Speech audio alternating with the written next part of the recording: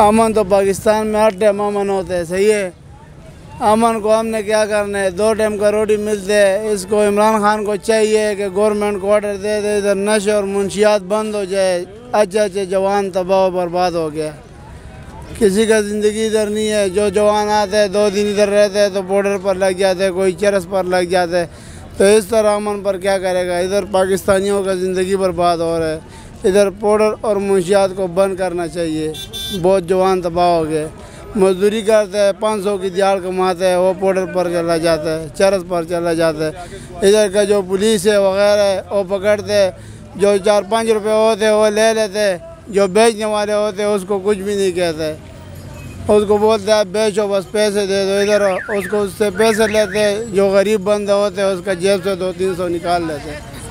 اور کیا کہنا چاہیے؟